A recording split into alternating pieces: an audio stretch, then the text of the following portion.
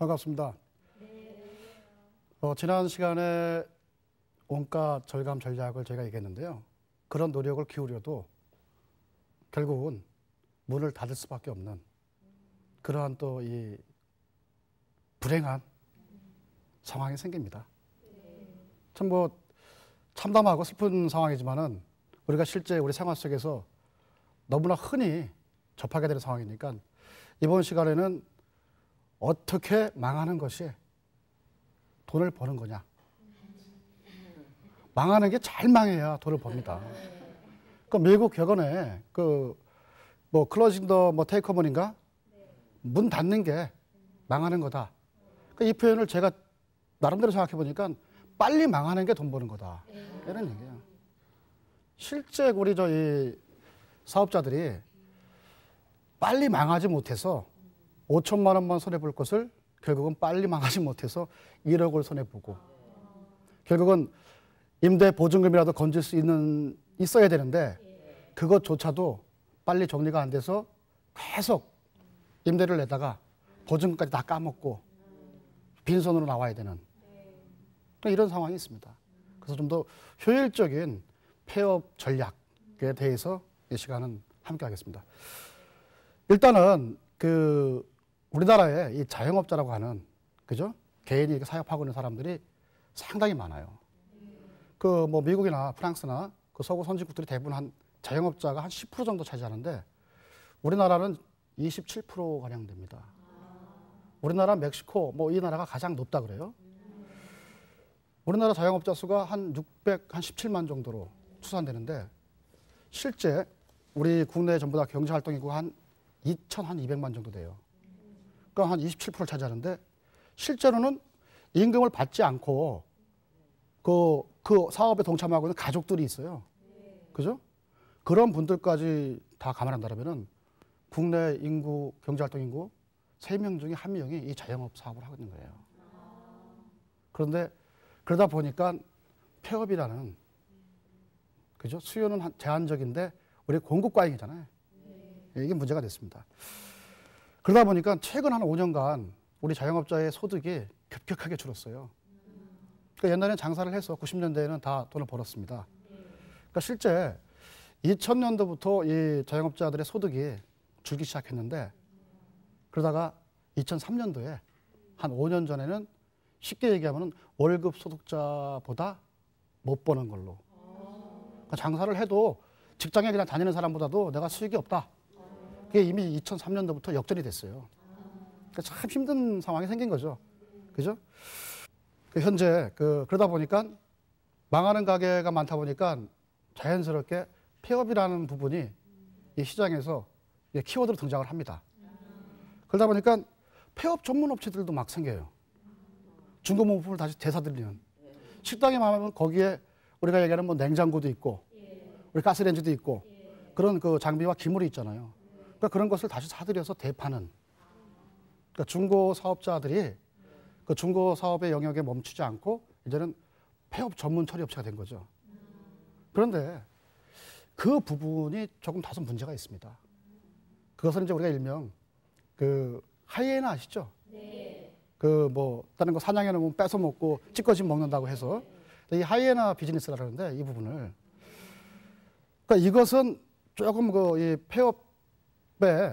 폐업은 상당히 긍정적인 효과가 있음에도 불구하고 이것이 상당히 그것을 저해하는 그런 이제 건전한 자영업 시장을 만드는 데는 상당히 위해가 되는 요소예요.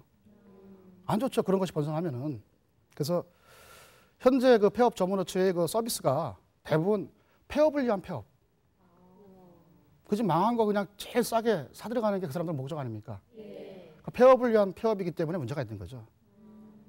그래서 진정한 의미의 어떤 폐업 컨설팅은 실제 더 이상의 손실을 최소화시켜서 그분이 현실을 통해서 환수 가능한 자금이 환수가 돼야 그 여력을 가지고 다시 다른 사업에 도전하든가 그러니까 재창업을 할 수 있거든요.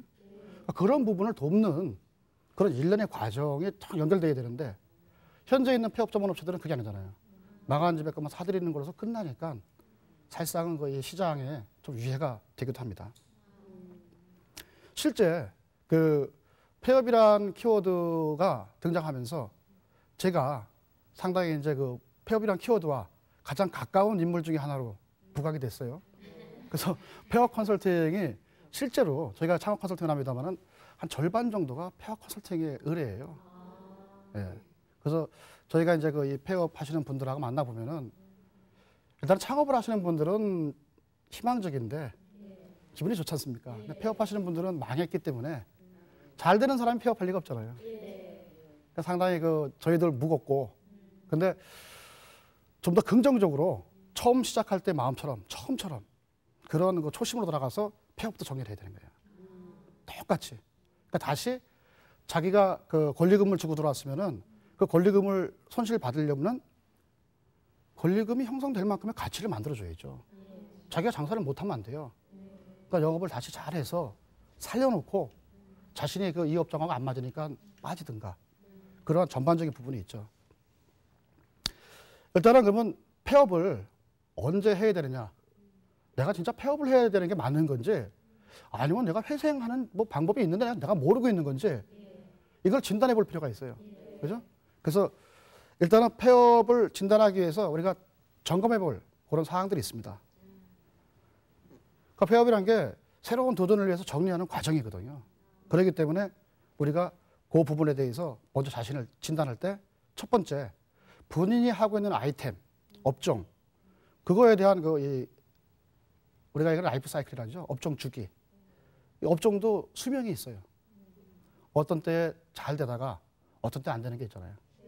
유행 업종 같이 그런 거 상당히 위험한데 그런 거에 대한 걸 점검을 해야 돼요. 그러니까 너무 튀거나 아니면 좀 밋밋하거나 아니면 너무 빨랐거나 아니면 또 너무 늦은 경우거든요, 이게. 실제로 과거에 우리 두분도 기억할지 모르지만은 좀 고급화된 액세서리를 생산을 해서 시장에 내놓고 백화점에서도 많이 팔렸던 그 모 업체가 있었습니다. 그래서 그거를 해서 그 사장님은 상당히 많은 이 사업 수익을 남겼어요. 그러니까 그분이 바라볼 때 액세서리가 이 정도 고급화됐으니까 다음 단계는 그러면 뭐 기금속 시장은 본래 있었으니까 금을 팔고 뭐 18K 이런 것들이 있었으니까 그 다음 단계 14K 단계를 준보석이라고 하잖아요, 요즘. 그죠? 준보석. 요 시장이 이제 있다. 이 시장을 내가 주도하겠다 해서 그 명품 백화점 한 군데에 그 백화점 개관과 함께 그 준보석 코너가 열렸습니다. 상당히 이전에 액세서리 성공한 분이 하니까 성공해야죠. 그런데 참담하게 그 사업은 망했어요. 전문가의 생각은 그게 맞았는데 시장이 아직 그걸 이해를 못해서 따라오질 못해. 수요가. 너무 빠른 거예요. 그래서 그분은 그 사업을 망하고 그로부터 시간이 8년이 흘러서 그분이 했던 그 사업체들이 대기업에서까지도 손을 대는 그렇게 그 시장이 형성이 돼갔습니다. 그러니까 이런 것이 있는 거예요. 아무리 아이템이 좋아도 시장 원리하고 맞지 않게 빨랐을 경우에도 안 된다. 그러니까 우리가 아이템이라는 것은 도입기, 또 그 다음에는 성장기, 그 다음에는 성숙기, 그 다음에 이제 쇠퇴기 이렇게 한 네 가지로 이제 구분을 하는데 그런 사이클 중에서 우리 이 초보자들이 자금이 많으면은 성숙기 업종을 택해야 되는 거고 이미 다 검증이 끝난 거를 그리고 내가 조금 나는 조금 모험을 해도 좀 크게 손실을 안 보고 하고 싶다. 그럴 때에는 성장기 아이템을 택하는 거거든요. 도입기 아이템이라는 게 아까 그 사장님의 사례처럼 너무 일찍 해서 실패하는 거거든요. 그 모험이 따르죠, 그거는. 그거는 좀 더 정확한 적시에 아이템과 이 소비자하고 이 관계가, 수요자하고 관계가 적정하게 지금 매칭이 되고 있는가를 판단해서 하는 거. 그게 중요합니다. 그러니까 시장성에 대해서 너무 빨리 판단하면 안 돼요. 그리고 우리가 일반적으로 잘 하는 두 번째 조건이지만은 그 상품과 입지 관련한 건데, 그래서 대부분 점포형, 제형업자들이 점포를 가지고 뭐 운영을 하고 있으니까 이게 문제가 내 점포가 너무 눈길을 못 끄는 경우가 있죠. 입지가 취약해서 뭐 가시성이 좋아야 되는데 점포가 잘생겨야 됩니다. 그죠? 보면 점포가 잘생긴 집들이 잘 되는 거예요. 점포가 못생긴 집들은 좀 덜 되고 그리고 거기에 맞는 이 상권과 입지는 아까 얘기했던 아이템하고 이제 궁합이 있는데 쉽게 얘기해서 곱창집을 한다. 그러면은 상당히 그것은 뭐 5천만 원 미만의 소자본으로 창업을 할 수 있습니다. 그래서 그걸 해서도 한 달에 500을 수익을 버시는 분들도 있어요. 그거는 뭐냐면 수요가 있는 곳에 가서 그것이 아주 좋은 번듯한 곳에 없어도 곱창집이 뭐 번듯한 데 있을 이유가 없잖아요. 뒷골목에 꼭 제일 허름한 데 있거든요. 그 동네에 하나 정도밖에 없으니까. 그러니까 그거는 그분들이 찾아가잖아요. 그러니까 거기서 자신만 메뉴를 잘하고 수요에 대한 예측만 잘하면 가능한 거거든요. 그러니까 자신의 업종에 맞는 입지가 있어요. 그러니까 그것을 가지고 우리가 잘 검토를 해야 된다. 그리고 이제 경쟁 점포. 이게 상당히 무섭죠. 내가 장사 잘하고 있는데 나보다 크고 강한 사람이 턱 나타나면은, 그죠? 내 매출이 벌써 축축 떨어지잖아요. 우리 노래방, PC방, 뭐 찜질방. 우리 주부님들 그 노래방 이용하고 찜질방 이용할 때, 동네에 새로 어디가 개업했어요. 그러면 그 집만 장사가 잘 되는 거예요. 내가 이전까지 이용했던 집은 그때부터 내 기억 속에 사라져. 왜냐하면 새로 생기는 집들은 이 집보다는 시설도 잘 해놨잖아요. 그리고 이 집은 이미 시간이 지났기 때문에 시설이 노화됐어요. 이게 수명이 있는 거거든요, 시설에도. 그러니까 이런 부분에 대해서 우리가 그 차후 등장하는 경쟁 점포, 이런 부분 때문에도 내가 더 이상 저 사람들을 제압할 수 없다 그러면은 폐업에 어떤 요구가 들어가겠죠. 정리해야겠다. 그리고 이제 또 실제 국내의 어떤 그 자영업 창업 시장에 큰 비중을 차지하고 있는 게 그 프랜차이즈 사업입니다.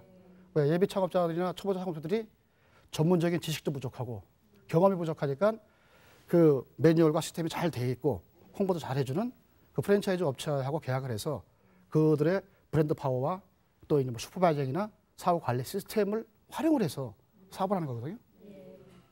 근데 제가 지금 말씀드린 것처럼 그렇게 다 잘해주는 업체면은 아무 문제가 없어요. 그죠? 옛날에는 그래서 우리가 뭐 무슨 뭐뭐 브랜드 잘 잡으면은 돈을 버시는 분들이 좀 있었잖아요. 그런데 그 지난 8월부터는 그 공정거래위원회에 그 가맹거래법에 의해서 프랜차이즈 본사들은 자기들의 정보 공개를 다 하게 돼 있어요. 왜? 이러한 법이 왜 생겼냐면요. 부실 프랜차이즈 때문에. 프랜차이즈 본사가 너무 영세한 경우가 많았습니다. 대한민국에. 그러니까 본인이 어떤 이런 기술 노하우가 좀 있다면은 이걸 프랜차이즈 하겠다. 그러니까 본인이 매장도 하나 운영도 해본지도 않은 사람이 대표자가 그냥 사무실 하나에 전화 한 대 놓고 사업을 시작해서 이제 매장들을 개점시켜 나가니까 경험도 없고 오히려 자본도요. 그 매장을 하나 하시는 분들이 더 많은 거야. 이게 문제였던 거예요. 그러니까 프랜차이즈 본사의 어떤 기본적인 그 장기적인 사업 플랜이 없는 거예요.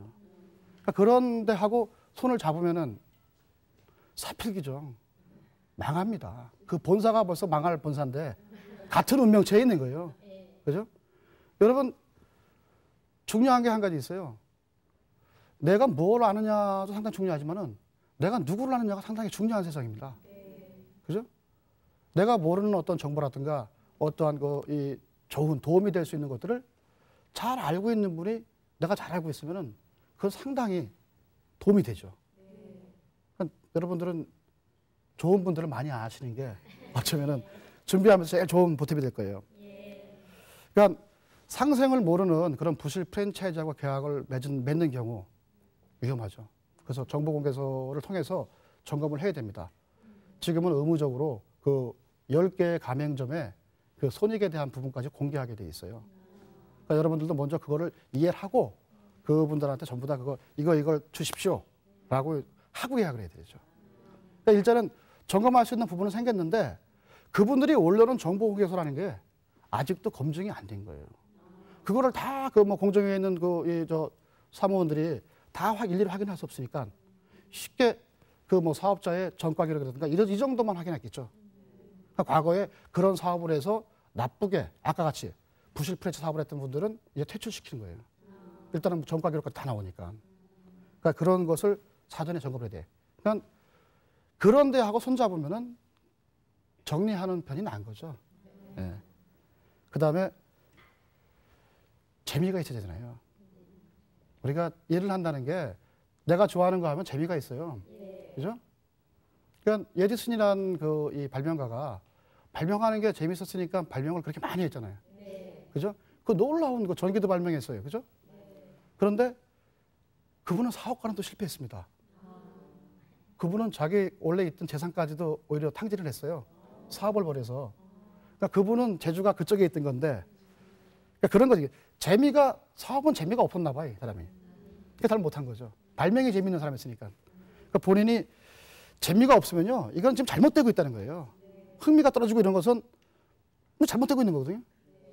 우리가 연애를 하고 데이트할 때도 막 즐겁고 그런 거는 계속 이렇게 애정이 싹 트고 막 계속 관심이 집중되지만 언제부터 관심이 싹 없어지는 순간은 잘못 틀어진 거잖아요.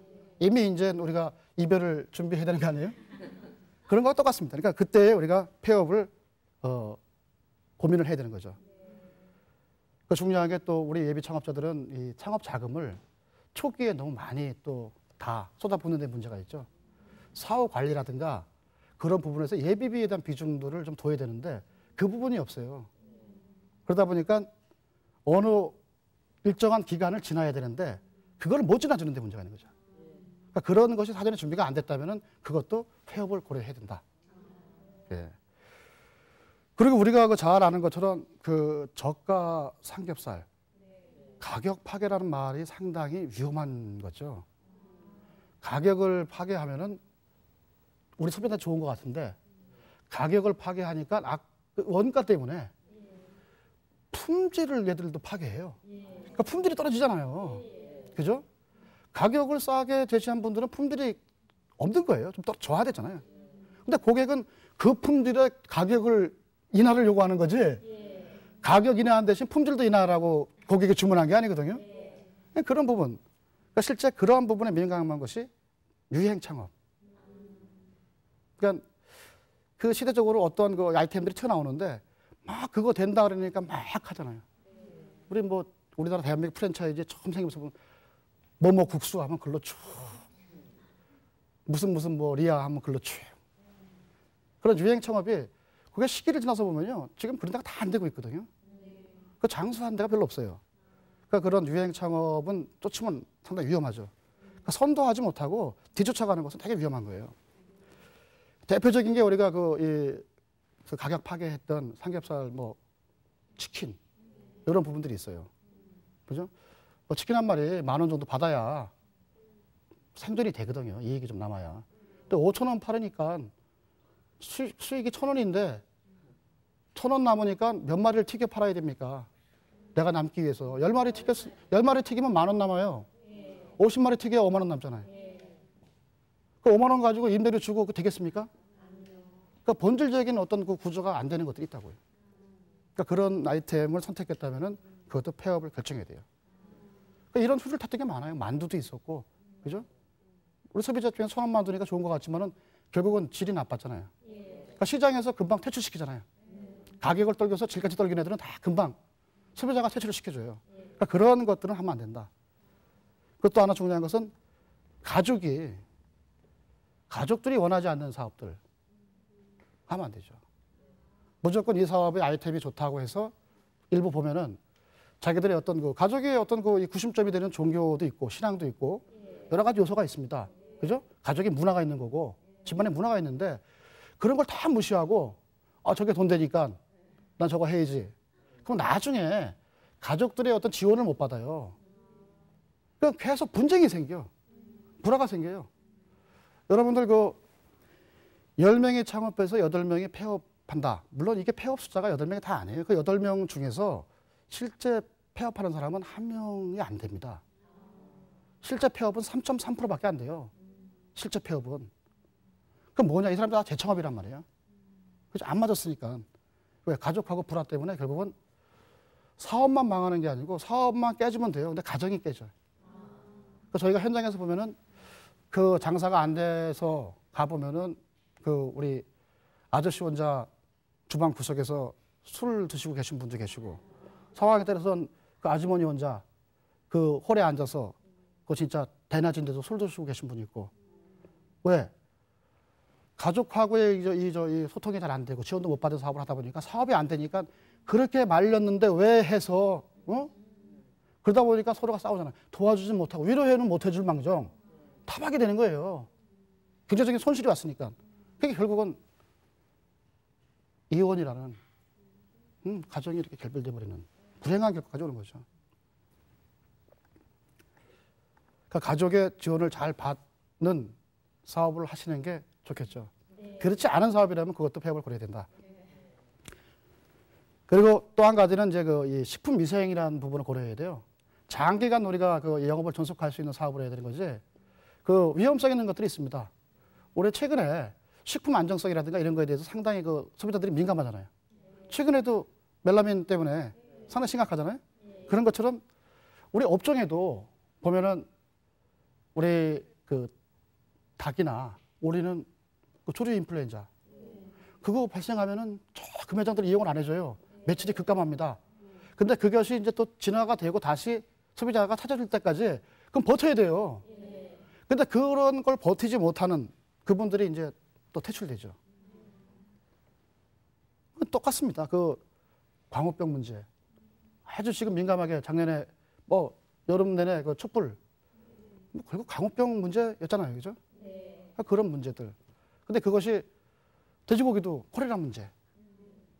횟집은 비브리오 폐혈증. 이것에 대한 것을 우리가 감안을 하고 해야 되는데 그런 것에 대한 식품 위생과 안정성에 대한 부분도 그 버틸 힘이 있어야 되는데 예상을 하고 그런 것이 왔을 때 버틸 힘이 없으면 이제 다 폐업하는 거예요. 최근에 치킨집들이 그렇습니다. 조리독감이 이렇게 가끔 오잖아요. 그러면은 100개의 매장이 있었으면은 그때 한 20개 매장들이 사라져요. 네, 현실이 그래요. 참 그 가슴 아프지만은 그런 문제가 있습니다. 그 또 하나는 이제 그 이 인사 조직 마지막 건데 그 실제 사업장은 다 있는데 그거를 잘 꾸려갈 수 있는 사람이 없는 거예요. 그러니까 배만 있고 사공이 없는 거지 뭐. 누가 너를 줘가지고 항해사가 있어가지고 어느 방향으로 갈 줄 알면은 그게 잘 이끌어지는데 그렇게 그게 없는 경우에 구심점도 없고 그러니까 사업 목표도 설정이 안 되니까 우왕좌왕하다가 망하는 거죠. 상당히 그 뭐 한 얘기인데 그 실제 폐업을 할 때는 그 먼저 스스로를 갖다가 진단을 해서 그 분석을 하고 그걸 통해서 이제 그 단계를 정하는 겁니다.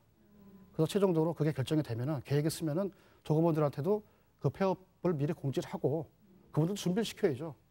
그리고 그 실제 그러니까 조급원 그 퇴직 처리에 대한 문제, 퇴직금, 뭐 의료금, 또 보험 관련, 그죠? 그런 거 처리를 다 준비를 해야 되고 거래처의 어떤 좀 미수분 관계 그런 부분, 그다음 매입처에 또 내가 돈을 덜 줬던 것들 그런 것도 다 정리를 해야 되고 또 임대보증금의 반환 관계, 그다음에 최종적으로 개별 이제 공공요금이 있어요. 뭐 수도세, 뭐 전기세 이런 것도 다 끝나고 나면 나중에 나오니까 영수증이 그러니까 그거는 얼마 감안해 가지고 얼마를 들 테니까 더 나오면 뭐 하겠습니다 하고 그 건물주하고도 해서 끝내야죠. 그러니까 최종적으로는 이제 우리가 세무서에 폐업 신고를 하고 세무를 정산을 해야 살상의 폐업이 딱 정리가 되는 거죠. 자, 이게 폐업이라는 거에 대해서 제가 이 시간 한번 살펴봤습니다.